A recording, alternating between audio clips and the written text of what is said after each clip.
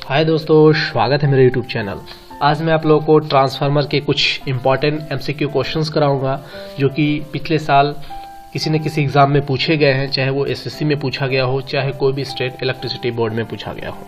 तो मैंने बहुत सी छाट के क्वेश्चंस निकाले हैं आप लोगों के लिए जो कि बहुत ही इंपॉर्टेंट होंगे अगर जब भी आप कभी इलेक्ट्रिसिटी डिपार्टमेंट का कोई भी वैकेंसी का फॉर्म भरेंगे।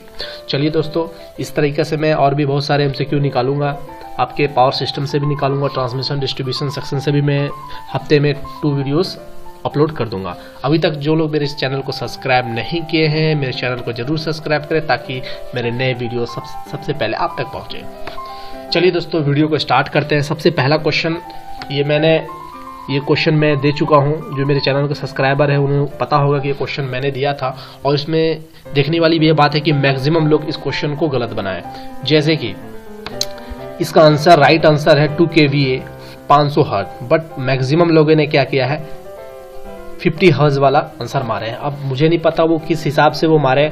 चलिए मैं आपको ये डाउट क्लियर कर देता हूँ कि ट्रांसफार्मर का साइज किस पे डिपेंड करता है, फ्रीक्वेंसी पे कैसा डिपेंड करता है, उसके बारे में तब आप आसानी से, क्योंकि ये क्वेश्चन में सबकी रेटिंग सेम है, 2 kVA चारों ऑप्शन में सेम है, बट आपका फ्रीक्वेंसी का जो है चेंज है। तो किसका जो साइज होगा ट्रांसफार्मर का साइज वो छोटा होगा। चलिए मैं बताता हूँ सबसे पहले कि ट्रांसफार्मर का साइज किस पे डिपेंड करता है, उसके बाद आप खुद आंसर डिसाइड कर सकते हो। देखिए, ट्रांसफार्मर का जो साइज होता है वो इन्वर्सली प्रोपोर्शनल किसका होता है, फ्रीक्वेंसी का। इट मींस अगर हम फ्रीक्वेंसी को बढ़ाएंगे तो हमारा ट्रांसफार्मर का साइज कम होगा, अगर हम फ्रीक्वेंसी को कम करेंगे तो आपका ट्रांसफार्मर का साइज क्या होगा, बड़ा होगा। तब हमारे से क्वेश्चन क्या पूछा गया कि कौन सा ट्रांसफार्मर जो सबसे छोटा होगा, स्मॉलेस्ट होगा। तो स्मॉलेस्ट कब होगा, जब इसका फ्रीक्वेंसी, जब जिस ट्रांसफार्मर की फ्रीक्वेंसी ज्यादा होगा, जिसमें ज्यादा फ्रीक्वेंसी जाएगी उसका जो है ट्रांसफार्मर का साइज सबसे छोटा होगा। तो यहाँ पर ऑप्शन में देखिए कि आपके रेटिंग जो सबसे में फ्रीक्वेंसी में सबसे ज़्यादा फ्रीक्वेंसी किसकी है, 500 हर्ट्ज, तो ये इसका राइट आंसर होगा। 50 हर्ट्ज जिस सबसे ज़्यादा फ्रीक्वेंसी है, मतलब ये सबसे छोटा ट्रांसफार्मर होगा। अगर सबसे बड़ा पूछा जाए तो ये होता, मगर लोगों ने क्या किया है, सबसे बड़े वाले को मार दिया है। तो आपको, मुझे लगता है कि आपके डाउट क्लियर हो गए कि साइज को कैसे निकाल सकते हैं हम लोग, देख सकते हैं कौन सा ट्रांसफार्मर का छोटा होगा या कौन बड़ा होगा। तो याद रखिएगा, फ्रीक्वेंसी ज़्यादा है इट मीन्स आपका ट्रांसफार्मर का साइज छोटा होगा। चलिए दूसरे क्वेश्चन पे हम लोग आते हैं। दूसरा क्वेश्चन है कि ट्रांसफार्मर क्या ट्रांसफॉर्म करता है। ये बहुत इजी क्वेश्चन है बट कुछ लोगों को डाउट्स भी होंगे।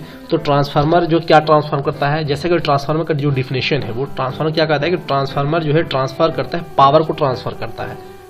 ठीक है, तो पावर को ट्रांसफर करता है। पावर का मतलब क्या होता है, P = VI, वोल्टेज और करंट। तो ट्रांसफार्मर क्या ट्रांसफॉर्म करेगा, आपका वोल्टेज करेगा और करंट करेगा। तो ये आपका ऑप्शन सी जो होगा करेक्ट आंसर, वोल्टेज भी करेगा और करंट भी करेगा। चलिए नेक्स्ट क्वेश्चन की ओर आते हैं। नेक्स्ट क्वेश्चन है आपका, the function of oil in A transformer is. तो जो ट्रांसफार्मर में जो ऑयल होती है उसकी क्या फंक्शन होती है, वो किस तरह से काम करता है। तो पहली बात है, जो हम लोग ट्रांसफार्मर में ऑयल जो डालते हैं वो उसके डालने से क्या होता है, हमारा जो वो इंसुलेशन की तरह काम करता है हमारा ऑयल, वो मुझे परफेक्ट बढ़िया इंसुलेशन की तरह काम करता है। और उसके बाद साथ ही साथ हमारे ट्रांसफार्मर को भी कूल करता है, वो ठंडा होने के लिए भी बहुत ही लाभदायक होता है, बहुत मदद करता है ये। तो इसका जो आंसर होगा, to provide insulation and cooling. ठीक है, चलिए नेक्स्ट क्वेश्चन में देखते हैं कि the size and construction of bushing in transformer depend upon the. Question इसने बोला कि जो आपका जो ट्रांसफार्मर का ये जो बुश है, इसकी साइज जो है ये किस पे डिपेंड करता है। जैसे आप लोगों ने देखा होगा, चाहे आप पावर ट्रांसफार्मर ले लो, चाहे आप डिस्ट्रीब्यूशन ट्रांसफार्मर ले लो, तो इसका देखना आप जहां से इनपुट जाती होगी, एचटी बूस हमेशा बड़ा होता है और एलटी बूस, ये देखिए ये आपके एलटी बूस है, ये आपके एचटी बूस है। तो एचटी बूस आपको काफी बड़ा दिख रहा है और एलटी बूस छोटा दिख रहा है। तो ये क्वेश्चन उनका ही था कि जो साइज जो है, उसका कंस्ट्रक्शन जो है, इसमें जो बुशिंग के जो साइज है वो किस पे डिपेंड करता है। तो ये किस पे डिपेंड करता है, वोल्टेज पे डिपेंड करता है। ये देखिए इधर सपोज ये डिस्ट्रीब्यूशन ट्रांसफार्मर है, हम लोगों ने दिया 11,000 की लाइन, 11 kV की सप्लाई दिया, तो यहाँ पर आपका साइज इसका बड़ा है। फिर जब ये आउटपुट देता है 230 या 440, तो इसकी जो बुशिंग होती है उसकी साइज छोटा। तो ये किस पे डिपेंड करता है, आपके वोल्टेज पे डिपेंड करता है, कितना वोल्टेज अप्लाइड कर रहे हैं उस पे ये डिपेंड करता है। तो ऑप्शन आपका डी आंसर सही हो गया। चलिए नेक्स्ट क्वेश्चन देखते हैं। बुकच रिले इज, बुकच रिले क्या होता है, ये कहां पर इंस्टॉल होता है। ये क्वेश्चन ये पूछ रहा है कि install inside the breaker located on the top of conservator tank. तो चलिए हम लोग ज़्यादा ऑप्शन पढ़ेंगे नहीं, पहले ये सीख लेंगे कि बुकेज रिले जो होता है आपका कहाँ पर होता है।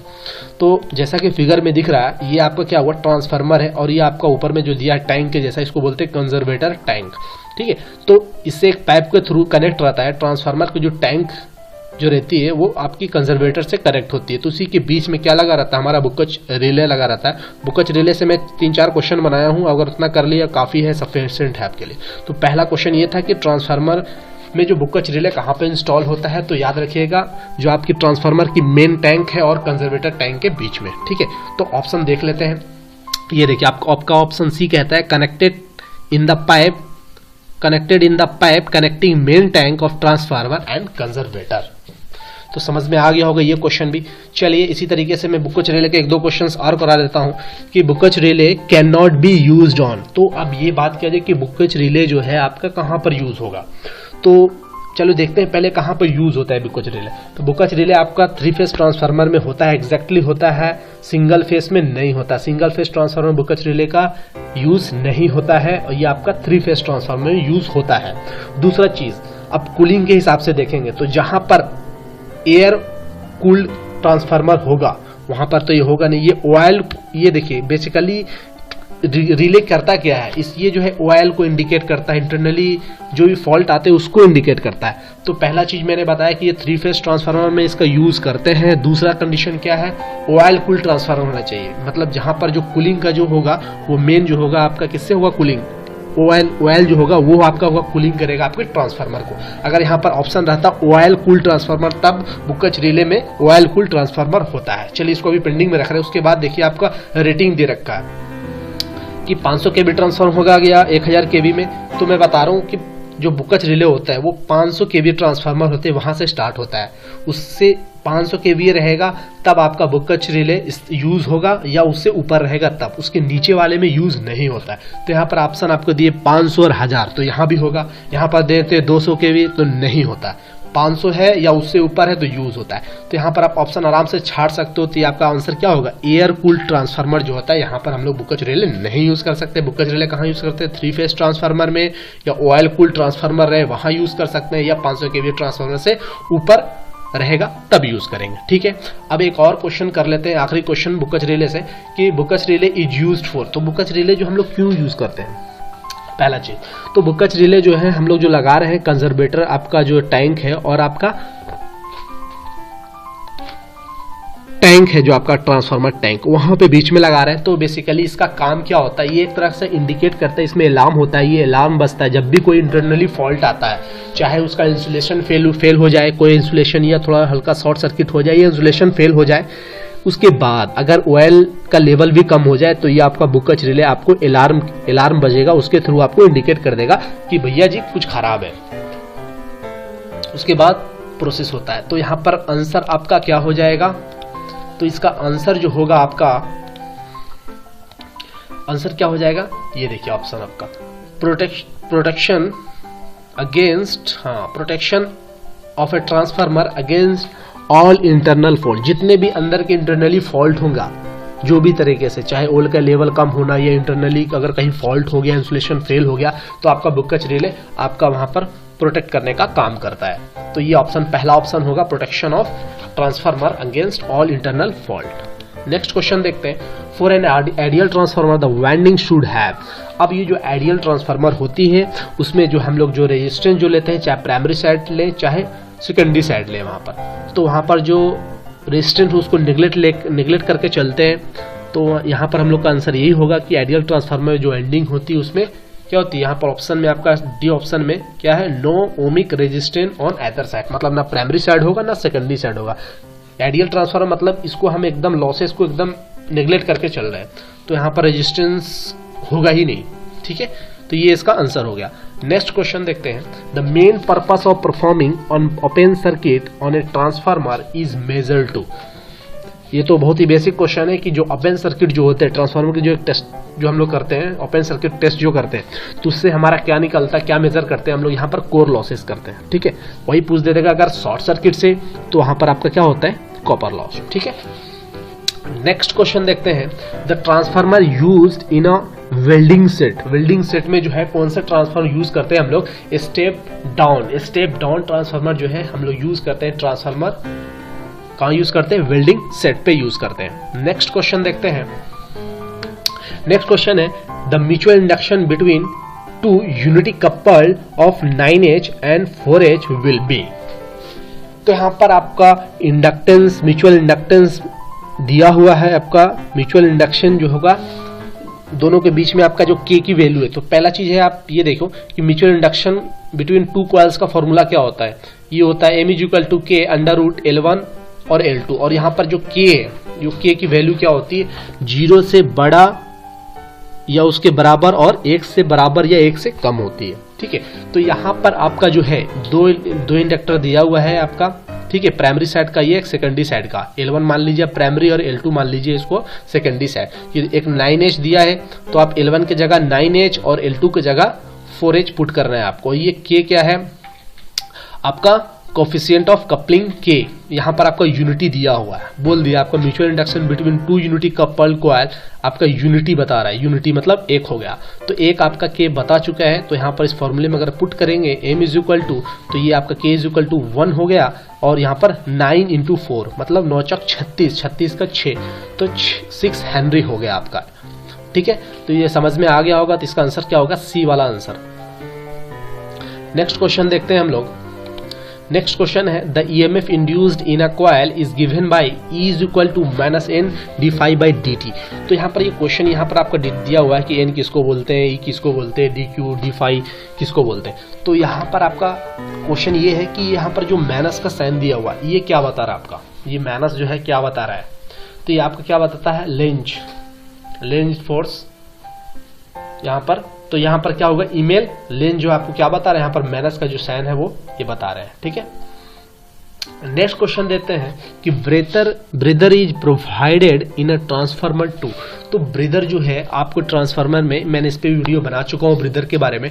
तो बोल रहा है कि ट्रांसफार्मर में जो हम लोग ब्रेदर क्यों प्रोवाइड कराते हैं, तो ब्रेदर इसलिए प्रोवाइड कराते हैं कि आपको जो ब्रेदर क्या करेगा, आपको जब ईयर आपका इन और आउट होता है इस ट्रांसफार्मर के, जो ये आपकी जो ब्रीदर है इसके थ्रू क्या होती है, जो हॉट एयर जो होती है, जब तेल आपका गर्म होता है तो हॉट एयर ये क्या होता है बाहर होते हैं, उसके बाद कूल्ड एयर जो है अंदर जाती है। तो जब अंदर आना और जाने से क्या होगा, आपकी जो एयर जो कूल एयर जाएगी अंदर, तो उसके अंदर हो सकता है मॉइस्चर हो, तो ये क्या करेगा, आपको मॉइस्चर को क्या करेगा, ऑब्जर्व कर लेगा। जब एक और क्वेश्चन पूछता है जब कि इसके अंदर क्या होता है, जो ब्रीदर के अंदर क्या होता है, तो ये सिलिका जेल होता है, और जब ये ऑब्जर्व कर लेगा तो ये किस में कन्वर्ट हो जाएगा, ब्लू से पिंक में हो जाएगा। जब मॉइस्चर कंटेंट हो जाएगा तो आपका पिंक हो जाएगा।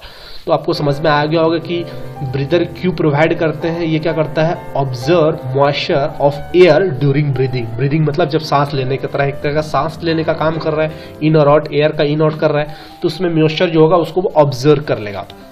नेक्स्ट क्वेश्चन देखते हैं, sumpner test is conducted on transformer to determine. जो सैपनर टेस्ट होता है, जो हम लोग ट्रांसफार्मर में जो सैपनर टेस्ट करते हैं वो क्यों करते हैं, उसकी जो टेम्परेचर यहाँ पे लिख दिया मैंने, this test is done to determine the maximum temperature rise या रेगुलेशन या इफिशियंसी।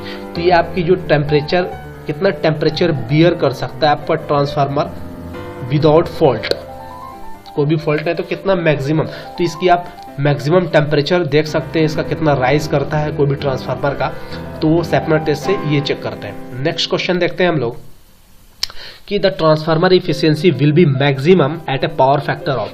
तो ये बोला जो ट्रांसफार्मर की जो एफिशिएंसी हो गया वो कितने पावर फैक्टर पे मैक्सिमम होगा। तो अगर यूनिटी पावर फैक्टर होगा या पावर फैक्टर 1 होगा, तब उस केस में जो ट्रांसफार्मर की जो एफिशिएंसी क्या होगी, सबसे ज्यादा होगी। नेक्स्ट क्वेश्चन देखते हैं, in transformer the insulation material fail due to. तो जो ट्रांसफार्मर जो इंसुलेशन मटेरियल रहता है वो फेल हो सकता है। कैसे फेल हो सकता है, अगर मॉइस्चर चला जाए, अगर ट्रांसफार्मर के अंदर जो, अगर सपोज आपका ब्रीदर नहीं लगा है या ब्रीदर काम नहीं कर रहा है, खराब है, तो उसकी वजह से क्या होगा, मॉइस्चर चला जाएगा, तो आपका जो अंदर इंटरनली फॉल्ट जो होगा आपका इंसुलेशन को फेल कर देगा, तो इसकी वजह से आपका ट्रांसफार्मर क्या हो जाएगा, डैमेज हो सकता है। तो और ये दूसरा चीज है डस्ट भी नहीं देखते होंगे आपने, ट्रांसफार्मर कभी खुला नहीं रहता, एकदम कॉम्पैक्ट एकदम पैक रहता है, अगर खुला रहेगा डस्ट जाएगा तो आपका वो इंसुलेशन फेल कर सकता है। तो ये भी आपका होगा। फिर वॉइड इन द वाइंडिंग, तो आपने देखा होगा जब ये ऑयल इसलिए डालते हैं ताकि ऑयल जो आपका प्रॉपर इंसुलेशन की तरह काम करता है, कहीं भी अगर हम लोग ऑयल डालेंगे तो कहीं पर भी कोई गैप नहीं रहता है। तो यहाँ पर था कि वॉइड्स इन द वाइंडिंग, कहीं पर भी वाइंडिंग में कहीं भी कोई खाली जगह नहीं होती, वहाँ पर कम से जो ऑयल जो डाल रहे हैं जो इंसुलेशन की तरह काम कर रहा है कम से कम वो तो पहुँचा ही रहता है।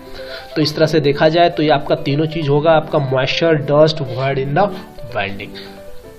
दोस्तों अगर मेरा वीडियो आपको अच्छा लगा तो लाइक जरूर करें। इसी तरीके से मैं आपके लिए वीकली में 2 वीडियोस इस तरह से लाता रहूँगा ताकि आपको नॉलेज को और ज़्यादा से ज़्यादा इंक्रीज कर लूँ, ताकि आपके लिए ज़्यादा फ्यूचर में काम आ सके और अपने नॉलेज को जितना ज़्यादा हो सके बढ़ाते रहें। Thank you for watching my video. Good luck and have a nice day.